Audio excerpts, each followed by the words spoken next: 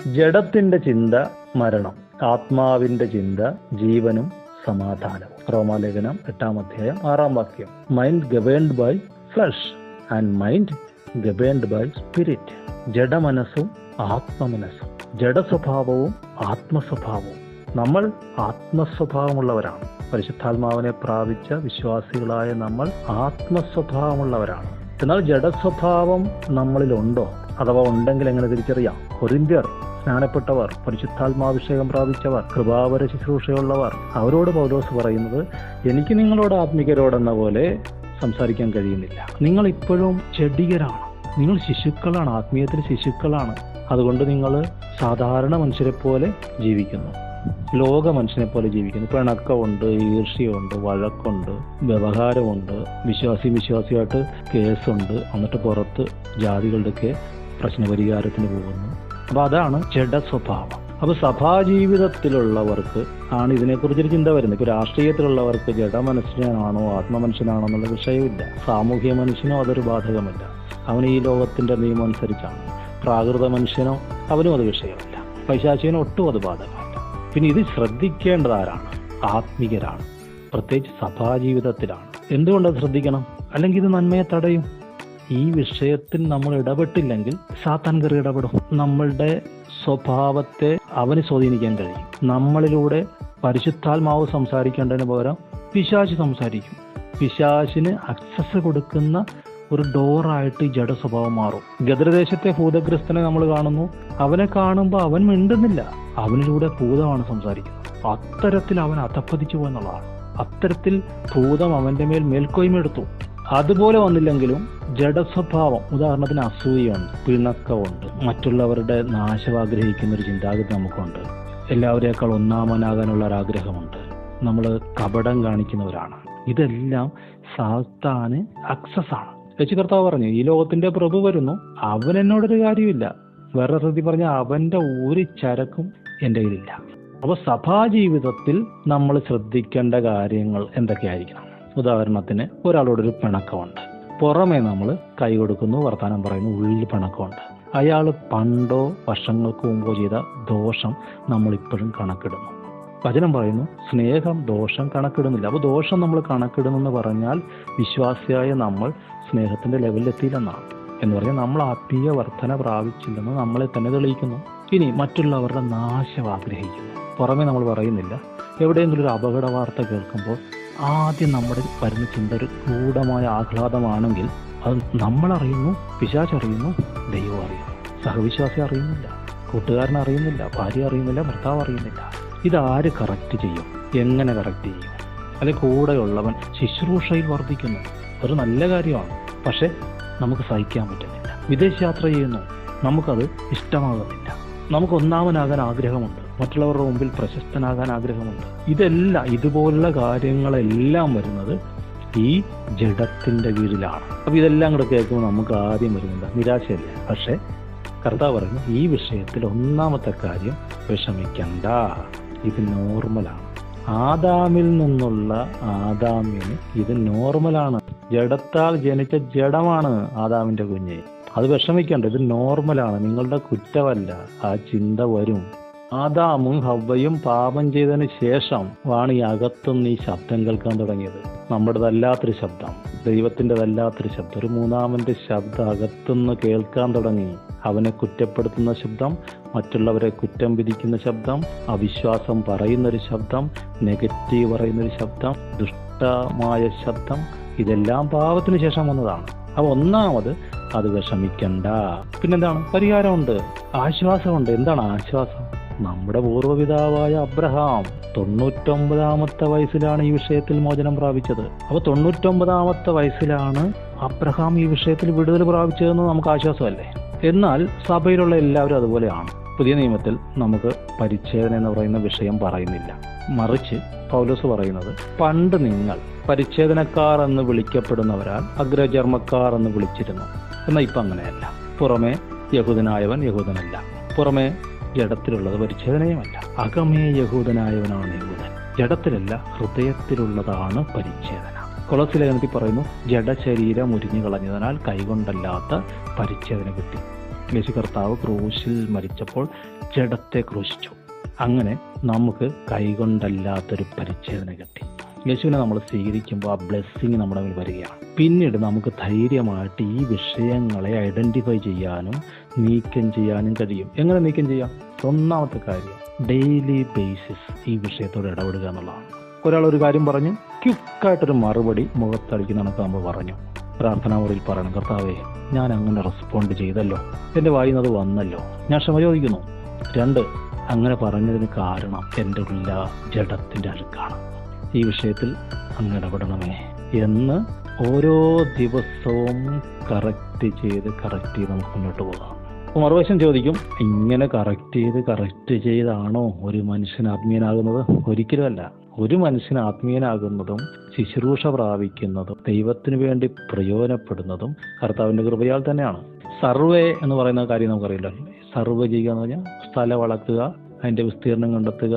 അതിൻ്റെ ഒരു പ്രധാനപ്പെട്ട തിയറിയാണ് whole to part, not part to whole. എന്ന് പറഞ്ഞാൽ ഭൂമി മുഴുവൻ അളക്കണമെങ്കിൽ ഓരോ രാജ്യം അളന്ന് ഭൂമി അളക്കുകയല്ല, ആദ്യം മൊത്തത്തിൽ അങ്ങ് അളക്കും. എന്നിട്ടാണ് ഇന്ത്യ എത്രയുണ്ട്, ചൈന എത്രയുണ്ട്, ബംഗ്ലാദേശ് എത്രയുണ്ട്, അമേരിക്ക എത്രയുണ്ടെന്ന് അളക്കുന്നത്. കാരണം ഓരോന്നായിട്ട് അളന്നാൽ എറർ കൂടും. ആദ്യം ഒരളവ് എടുക്കും. എക്സാമ്പിൾ, മൊത്തം അളന്നു 1000, പിന്നെ ബാക്കി എല്ലാം അളക്കും. എന്നിട്ട് ഈ 1000 വെച്ച് അതെല്ലാം കൂടെ നോക്കുമ്പോൾ എറർ കുറവായിരിക്കും. ഇതുപോലെയാണ് ഫെയ്ത്ത്. വിശ്വാസത്തിൽ നമ്മൾ തുടങ്ങി, സ്നേഹത്തിലേക്ക് എത്തി, അതിനിടയ്ക്കുള്ള സ്റ്റെപ്പുകളെല്ലാം കയറി കൂട്ടത്തിൽ ഈ കാര്യങ്ങൾ നടക്കും. അല്ലെങ്കിൽ ഒരിക്കലും നമുക്ക് ലക്ഷ്യത്തിലെത്താൻ പറ്റുകയില്ല. കർത്താവ് എന്താ അറിയാം? ഒരു പ്രശസ്തനായ ദേവദാസൻ ജോർജ് വെർബർ പറഞ്ഞു, ചില പ്രശ്നങ്ങൾ, ചില വിഷയങ്ങൾ ഒരുപക്ഷെ 10 വർഷം, 15 വർഷം, 20 വർഷം വരെ എടുത്തേക്കാം പൂർണ്ണമായിട്ടൊന്ന് ക്ലിയർ ആകാൻ. അതൊരു സ്വാഭാവികമാണ്. അപ്പോൾ വിശുദ്ധന്മാർക്ക് ഇങ്ങനെയുള്ള പ്രശ്നങ്ങൾ ഉണ്ടായിരുന്നു. അതുകൊണ്ടാണല്ലോ പത്രോസ് എടുത്തു ചാടി ഓരോന്ന് പറഞ്ഞുകൊണ്ടിരുന്നത്. എല്ലാവരും തള്ളിപ്പറഞ്ഞാലും ഞാൻ തള്ളിപ്പറയാലെന്ന് ഇദ്ദേഹം പറഞ്ഞു. തങ്ങളിൽ ആരാണ് വലിയവൻ എന്നുള്ളതിനെക്കുറിച്ച് അവരുടെ ഒരു തർക്കമുണ്ടായി. അന്ത്യോക്യയിൽ വന്നപ്പോൾ പത്രോസ് കപടം കാണിച്ചു, ബർണബാസ് തെറ്റിപ്പോകാനിടയായി. പൗലോസും ബർണബാസുമായിട്ട് തർക്കമുണ്ടായി. യോഹന്നാനും യാക്കോബും അവരുടെ അമ്മയെ വിളിച്ചുകൊണ്ട് യേശുവിൻ്റെ വന്ന്, ഞങ്ങൾ ഒരാൾ വലതുവശത്ത് ഒരാൾ ഇടതുവശത്ത് ഇരിക്കണമെന്ന് പറഞ്ഞു. ഇതെല്ലാം ഉണ്ടായിരുന്നു.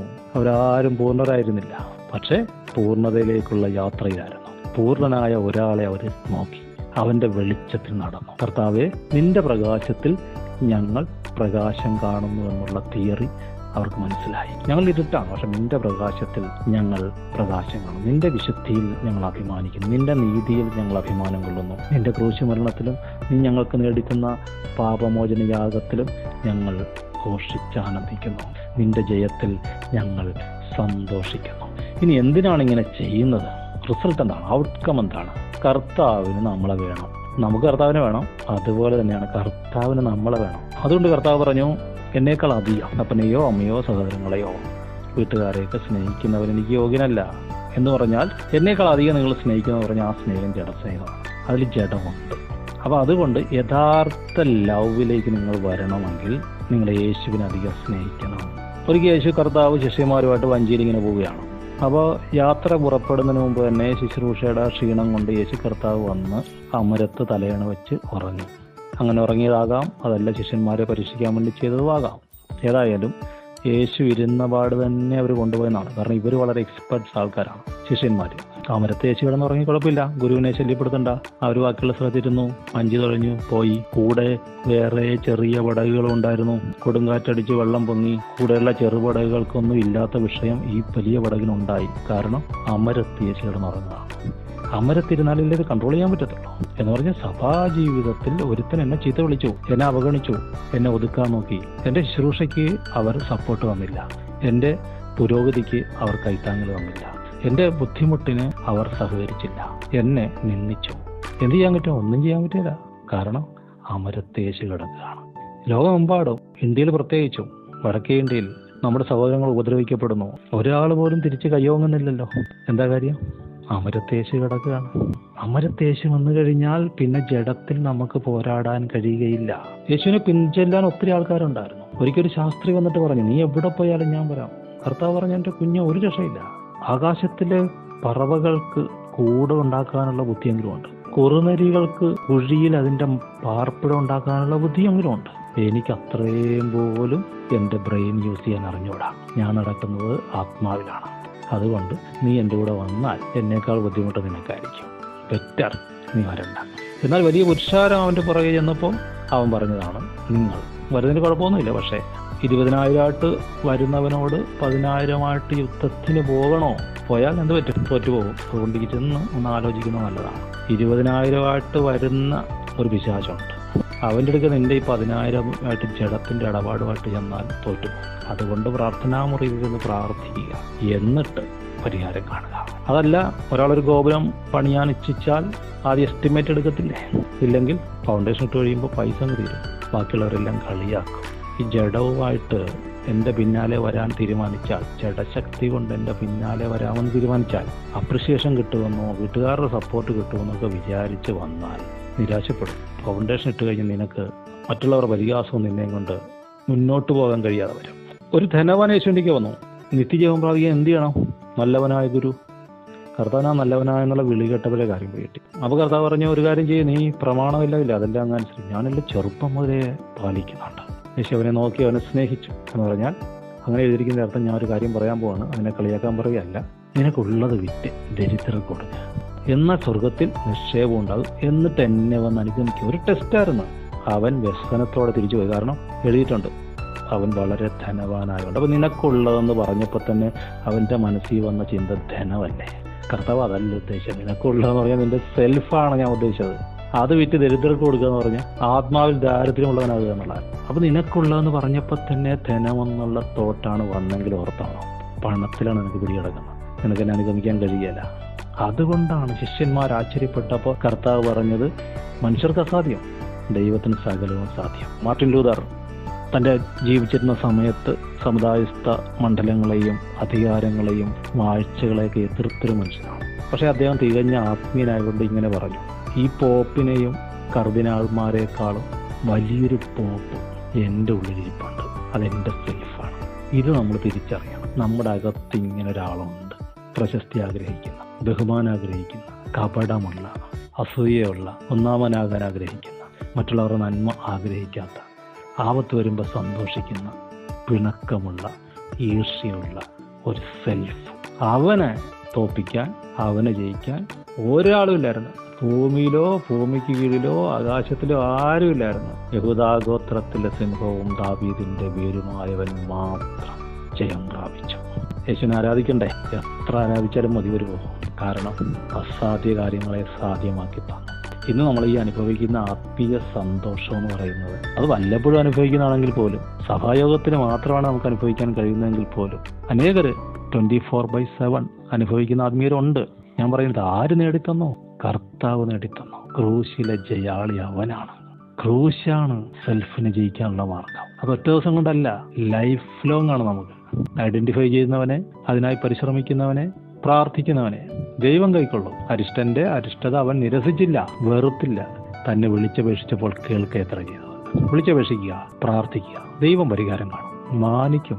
നിങ്ങൾ ഇതിൽ നിന്ന് വിടുതൽ പ്രാപിച്ച അതിൻ്റെ അർത്ഥം ആത്മീയനാണെന്നാണ്. ആത്മീയൻ സകലത്തെയും വിഭജിക്കുന്നു. അവൻ കർത്താവിൻ്റെ മനസ്സറിയുന്നു. ദൈവത്തിലുള്ള എന്താണെന്ന് നിങ്ങൾക്കറിയാം. ലോകത്തിൽ നടക്കാൻ പോകുന്ന എന്താണെന്ന് നിങ്ങൾക്കറിയാം. ലോകരാജ്യങ്ങളുടെ ഭാവി നിങ്ങളുടെ കയ്യിൽ ഏൽപ്പിക്കും. ഹല്ലേലൂയ. ദൈവം നിങ്ങളെ മാനിക്കും, സ്നേഹിക്കുന്നു, ഇനിയും അധികമായി വർദ്ധിപ്പിക്കും. ആമേൻ.